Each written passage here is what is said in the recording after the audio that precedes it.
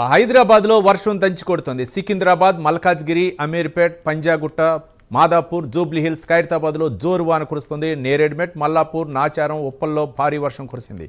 పంజాగుట్ట పరిధిలో రహదారులు, చెరువులను తలపిస్తున్నాయి. భారీగా ట్రాఫిక్ జామ్ అవడంతో వాహనదారులు తీవ్ర ఇక్కట్లో పడుతున్నారు. ఆసిఫ్ నగర్లోని మంగార్ బస్తీలో ఇద్దరు గల్లంతయ్యారు. అబ్దుల్ సాగర్లో నాలాలో మామ అల్లుళ్ళు కొట్టుకుపోయారు. గల్లంతైన వారి కోసం గాలింపు చర్యలు చేపట్టారు. అటు గచ్చిబౌలిలో గోడ కూలి ఒకరు మృతి చెందారు. నలుగురికి తీవ్ర గాయాలయ్యాయి.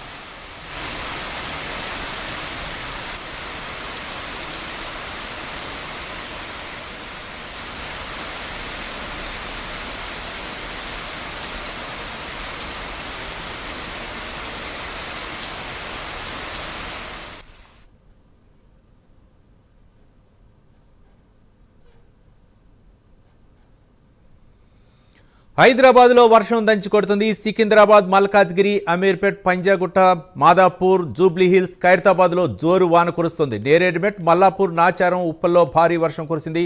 పంజాగుట్ట పరిధిలో రహదారులు, చెరువులను తలపిస్తున్నాయి. భారీగా ట్రాఫిక్ జామ్ అవడంతో వాహనదారులు తీవ్ర ఇక్కట్లు పడుతున్నారు. ఆసిఫ్ నగర్లోని మంగార్ బస్తీలో ఇద్దరు గల్లంతయ్యారు. అబ్దుల్ సాగర్ నాలాలో మామ అల్లుడు కొట్టుకుపోయారు. గల్లంతైన వారి కోసం గాలింపు చర్యలు చేపట్టారు. అటు గచ్చిబౌలిలో గోడ కూలి ఒకరు మృతి చెందారు. నలుగురికి తీవ్ర గాయాలై మొత్తానికి వర్షం హైదరాబాద్లో దంచి కొడుతుంది. దీనిపై మరిన్ని వివరాలు మా కరస్పాండెంట్ లిఖిత ఫోన్లో ఇలా అందిస్తారు. Likhitha. Right, thank you Ravi. ఇప్పటికే హైదరాబాద్ నగర వ్యాప్తంగా కూడా వర్షం ఒక బీభత్సం సృష్టించిందని చెప్పుకోవచ్చు. ఈ వర్షం దాటికైతే ఇద్దరు వ్యక్తులు కొట్టుకుపోవడం, కొంతమంది మృతి చెందిన పరిస్థితులు కూడా ఉన్నాయి. ఎప్పటికప్పుడు అధికారులు వారి సహాయక చర్యలను అందిస్తున్నప్పటికీ కూడా ఈ వర్షం ఏ టైంలో ఎంత వర్షం పడుతుంది అనేది ఇటు వాతావరణ శాఖ అధికారులు కూడా ఓ అంచనాకు రాలేని పరిస్థితి కూడా ప్రస్తుతము నెలకొన్నాయని చెప్పుకోవచ్చు. దీనికి తగ్గట్టుగానే ఇప్పటికే జిహెచ్ఎంసీ వ్యాప్తంగా కూడా పూర్తి స్థాయిలో అన్ని ప్రాంతాల్లో కూడా వర్షం ఎక్కువగా నమోదైన పరిస్థితి కనిపిస్తుంది. ఎందుకంటే ఈ యొక్క ఏవైతే వాతావరణ శాఖ అధికారులు ఉంటారో వారు అంచనా వేసిన దానికంటే మరింత ఎక్కువగానైతే ఈ యొక్క వర్షం పడిన పరిస్థితులు ఇక్కడ నెలకొన్నాయి. గత కొద్ది రోజులుగా కూడా 4 రోజుల పాటు వర్షాలు కురిసే అవకాశాలు ఉన్నాయి. అదేవిధంగా భారీ నుండి అతి భారీ వర్షాలు కురిసే అవకాశాలు ఉన్నట్లుగా కూడా అధికారులు సూచనలు అనేటివి అయితే జారీ చేశారు. సో వాటికి తగ్గట్టుగానే ఇటు 4 రోజుల నుండి కూడా తెలంగాణ రాష్ట్ర వ్యాప్తంగా కూడా వర్షాలు పడుతున్న పరిస్థితి ఉంది. అదే విధంగా మనం చూసుకున్నట్లయితే ఈ 4 రోజులు కూడా ఒక మోస్తారు వర్షము, కొంత భారీ వర్షం కూడా కురిసింది.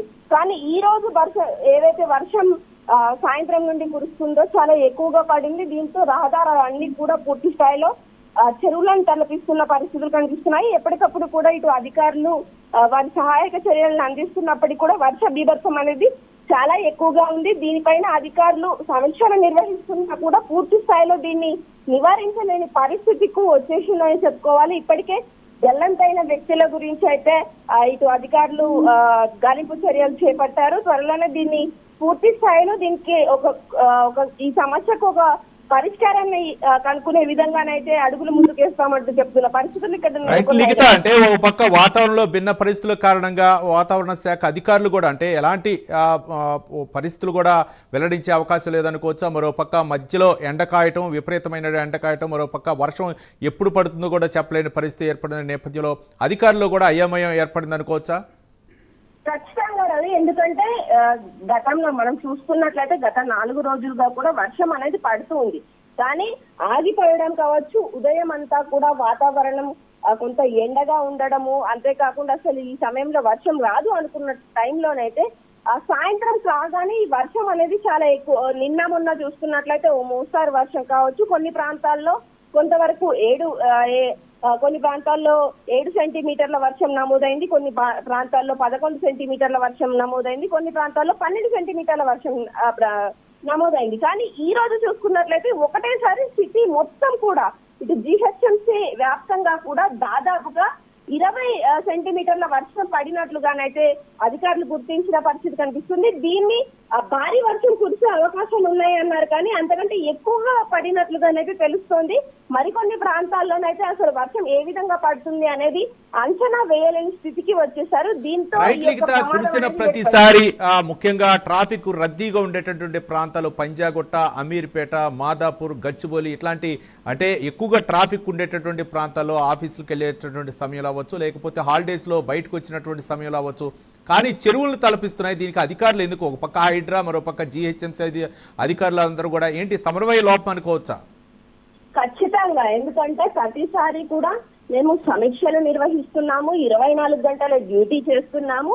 అంతేకాకుండా ఈ సమస్యకు ఒక పరిష్కారాన్ని కలుగునే విధంగానైతే అడుగులు ముందుకేస్తున్నామని గత కొద్ది రోజులుగా కూడా ఏదైతే ఇప్పుడు ఈ వర్షాకాలం స్టార్ట్ అయిందో అయినప్పటికీ కూడా ఇటు సీఎం కావచ్చు, అటు హైడ్రా అధికారులు కావచ్చు, జిహెచ్ఎంసీ అధికారులు కావచ్చు, ఎప్పటికప్పుడు వాళ్ళు మీటింగ్స్ పెట్టుకోవడం కావచ్చు. ఆ మీటింగ్స్ లో ఈ యొక్క అంశం పైన మాట్లాడుతున్నాము, తప్పకుండా దీన్ని ఒక కొలిక్కి తీసుకొస్తాము అంటూ చెప్తున్నారు. కానీ మాటల విషయంలో జరుగుతున్నవి, మీటింగ్ల విషయంలో అంశాలు వస్తున్నాయి, కానీ అవి పూర్తి స్థాయిలో అమలుకు మాత్రం రావట్లేదు అనేది ఇది ఒక స్పష్టమైన నిదర్శనంగానైతే మనం చెప్పుకోవచ్చు. ఎందుకంటే ఈ యొక్క 4 రోజుల నుండే కాదు, గతంలో కూడా వర్షం పడినప్పుడు సేమ్ ఇదే ప్యాటర్న్ జరిగింది. ఇలాగే రోడ్లపైకి నీళ్లు రావడం కావచ్చు, అదే విధంగా ట్రాఫిక్ జామ్లు కావచ్చు, ఇతరత్ర ఇబ్బందులు కూడా ఎదుర్కొన్నారు. మళ్ళీ సేమ్ 4 రోజుల పాటు వర్షాలు పడతాయంటూ ముందుగానే వాతావరణ శాఖ అధికారులు చెప్పారు. భారీ నుండి అతి భారీ వర్షాలు వచ్చే అవకాశాలు ఉన్నాయంటూ కూడా ముందుగానే వారు హెచ్చరికలు అనేటివి జారీ చేశారు. కానీ అయినప్పటికీ కూడా ఇటు డిఆర్ఎఫ్ టీం కావచ్చు, అటు హైడ్రా టీం కావచ్చు, ఇటు జిహెచ్ఎంసీ అధికారులు కావచ్చు ముందుగా నాలాలు క్లీన్ గా ఉన్నాయా లేవా, రోడ్లపైకి నీరు వచ్చిన వెంటనే అవి ఫ్లోటింగ్ అనేది ఫ్రీగా అయ్యే విధంగా ఎలాంటి చర్యలు చేపట్టాలి అనే విషయం పైన కొంచెం కూడా వారు పట్టించుకోలేదనేది అయితే ఇక్కడ క్లియర్ గా కనిపిస్తుంది. రవి, రైట్ లిఖిత, అబ్దుల్ సాగర్ నాలాలో మామాలు ఇద్దరు కొట్టుకుపోయారు. ఈ ఘటనపై అధికారులు ఎలాంటి చర్యలు చేపట్టారు? మరోపక్క స్పందిస్తున్నారా? ఆ ఇద్దరు గల్లంత అయినటువంటి వ్యక్తుల కోసం చర్యలు ఏ విధంగా చేపట్టారు అనుకోవచ్చు?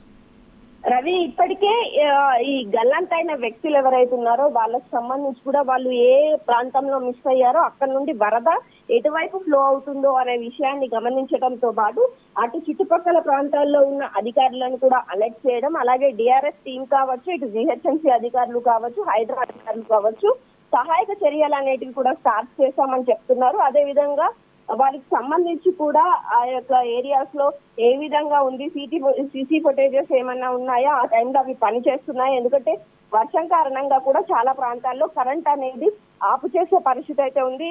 దాని వలన ప్రమాదాలు జరిగే శాతం అనేది కొంతవరకు తగ్గుతుంది కాబట్టి, ఎందుకంటే వర్షం టైంలో నీరు ఎక్కువగా ఫ్లో అవుతూ ఉంటుంది. ఆ టైంలో ఈ కరెంట్ కారణంగా ప్రమాదాలు ఎక్కువ జరిగే అవకాశాలు ఉన్నాయి. వోల్టేజ్ విషయంలో కావచ్చు, కరెంట్ షాకులు జరిగే అవకాశాలు ఉన్నాయి. కాబట్టి ఆ సమయంలో అట్లాంటి ప్రాంతాల్లో కొంతవరకు కరెంట్ కట్టింగ్స్ అనేటివి ఎక్కువగా ఉంటాయి. సో ఆ పూర్తి స్థాయిలో అది ఎక్కడ ఫ్లోట్ అవుతుంది అనే విషయాన్ని కనుక్కొని వాళ్ళు ఏ దిశగా కొట్టుకుపోయి ఉంటారు అనే విషయం పైన కూడా ఇప్పటికే అధికారులు సహాయక చర్యలతో పాటు దాన్ని మానిటర్ చేస్తున్న పరిస్థితి కనిపిస్తుంది. వాళ్ళని త్వరలోనే గుర్తించే ప్రయత్నం మాత్రం చేస్తున్నామని చెప్తున్నారు. అయితే వేచి చూడాలి ఏ విధంగా ఉంటుంది, ఏ విధంగా వాళ్ళు చర్యలు చేపడుతున్నారు, ఎట్లాంటి సహాయక చర్యలు అందిస్తున్నారు అనేది మాత్రం మనం డెఫినెట్ గా చూడాలి. ఇప్పటికే డిఆర్ఎస్ టీం వారు వెతుకుతున్న పరిస్థితి అక్కడ నెలకొంది. లిఖిత, అంటే మరో పక్క హైడ్రా, ఒక పక్క జిహెచ్ఎంసీ, మళ్ళీ జలమండలి అధికారులు అందరూ కూడా అంటే సమన్వయంతో పనిచేయాలని చెప్పేసి ముఖ్యమంత్రి కూడా ఆదేశాలు ఇచ్చారు. కానీ ఎక్కడ లోపం జరుగుతుందనుకోవచ్చు? ఇక్కడ మీటింగ్లలో ఏవైతే అంశాలు వీళ్ళు డిస్కస్ చేస్తున్నారో కేవలం పేపర్ మీద పెట్టే అంశాలు ఏవైతే ఉన్నాయో వాటిని అమలు చేయాలి. ఏదైతే ఇప్పుడు రోడ్ల పైన చెత్త పేరుకుపోవడం కావచ్చు, అలాగే నాలాలలో చెత్త పేరుకుపోవడం కావచ్చు, వాటిని క్లీన్ చేసిన తర్వాత ఆ చెత్త ఏదైతే నాలాల్లో చెత్త అంతా క్లీన్ చేసిన తర్వాత దాన్ని తీసుకొచ్చి రోడ్డు మీద వేస్తూ ఉంటారు. వాటిని మళ్ళీ తీసుకెళ్లడానికి జిహెచ్ఎంసీ వాళ్ళు లేకపోతే వాటర్ బోర్డు అధికారులు ఎవరో ఒకరు వారి సిబ్బంది వచ్చి దాన్ని క్లీన్ చేయాలి.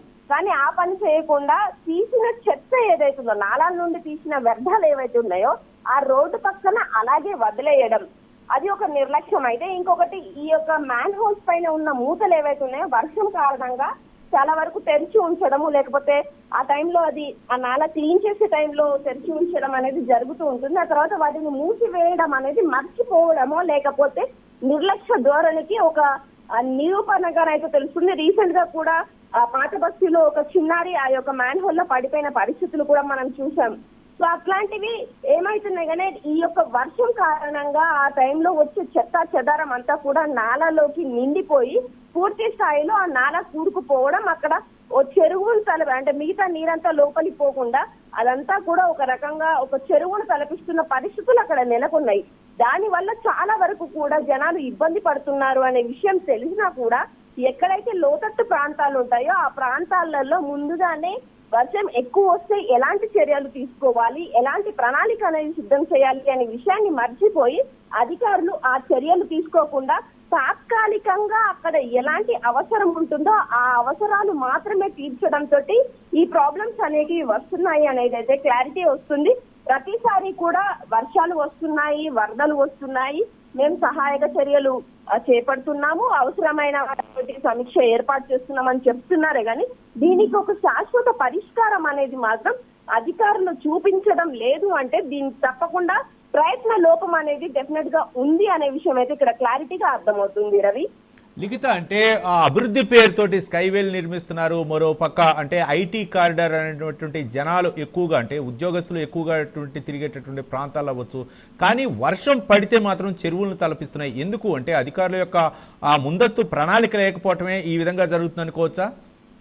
ముందస్తు ప్రణాళిక విషయానికి వచ్చేస్తే రవి, ముందుగానే వర్షాలు వస్తున్నాయి అన్నప్పుడు సీఎం గారితో కావచ్చు, ఆ సంబంధిత అధికారులతో కావచ్చు, ముందుగా కూర్చొని వాళ్ళు మీటింగ్స్ ఏర్పాటు చేసుకొని ఎక్కడెక్కడైతే వరద ముప్పు ప్రాంతాలు ఉన్నాయో ఆ ప్రాంతాలకు సంబంధించి ఎలాంటి చర్యలు అవసరం ఉంటాయి, ఒకవేళ ఎన్ని సెంటీమీటర్ల వర్షం పడితే అక్కడికి వరద నీరు అనేది చేరుకుంటుంది, అదే విధంగా ఒకవేళ వరద నీరు వచ్చిన తర్వాత అక్కడ ప్రాంతం అంతా ఏ విధంగా, అక్కడ ప్రాంత ప్రజలు ఏ విధంగా ఇబ్బంది పడుతున్నారు అనే విషయము ఆ అంశాలపైన ముందుగా చర్చించుకోవడం అయితే జరుగుతుంది డెఫినెట్ గా.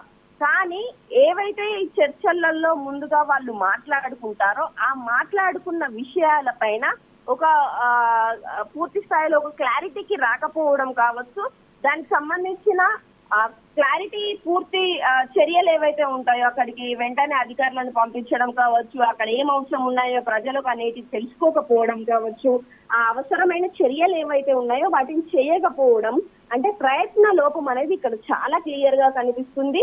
ఎవ్రీ ఇయర్ కూడా మనం చూసుకున్నట్లయితే హైదరాబాద్ నగరంలో ఒక్క చిన్న చినుకు పడినా కూడా రోడ్లు చెరువులను తలపిస్తున్న పరిస్థితి కనిపిస్తుంది. రీసెంట్ గా గత నెలలో చూసుకున్నట్లయితే ఏవైతే వర్షాలు వారం రోజుల పాటు కంటిన్యూస్ గా కురిశాయో ఆ టైంలో ఐటీ కారిడార్ కావచ్చు, అక్కడ ఐటీ ఎంప్లాయీస్ కావచ్చు, వాళ్లకు సెలవులు ఇవ్వండి, ఎందుకంటే ఈ యొక్క ట్రాఫిక్ అనేది చాలా ఎక్కువగా ఉంటుంది, అప్పుడు ఇబ్బంది పడే పరిస్థితులు ఉంటుంది కాబట్టి వాళ్లకు సెలవులు ఇచ్చి ఇంట్లో వర్క్ ఫ్రమ్ హోమ్ ఇవ్వండి అని చెప్పే పరిస్థితి ఉంది. కానీ ఆ పూర్తి స్థాయిలో ఈ ట్రాఫిక్ క్లియర్ చేయడం కావచ్చు, లేదా ఈ నాలాలు క్లియర్ చేయడం కావచ్చు, వర్షం పడినా కానీ ఎలాంటి ఇబ్బందులు కలగకుండా చూసుకునే విధంగా చర్యలు చేపట్టే పరిస్థితి మాత్రం ప్రస్తుత అధికారులలో లేదని చెప్పుకోవచ్చు.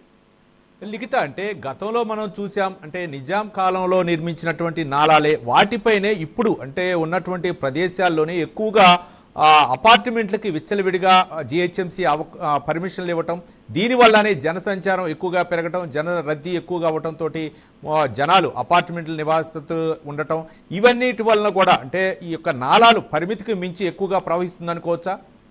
ఖచ్చితంగా, ఎందుకంటే చాలా నాలాలు పాత ఒక 40 సంవత్సరాలు కావచ్చు, 50 సంవత్సరాలకు ముందు ఉన్న ప్రభుత్వాలు ఏవైతే, అంటే పాత ప్రభుత్వాలు ఏవైతే నిర్మించిన నాలాలు కావచ్చు, బిల్డింగ్స్ కావచ్చు, వాటితో పాటు అవి అప్పటి జనాలకు తగ్గట్టుగా నిర్మించినవి, అప్పటి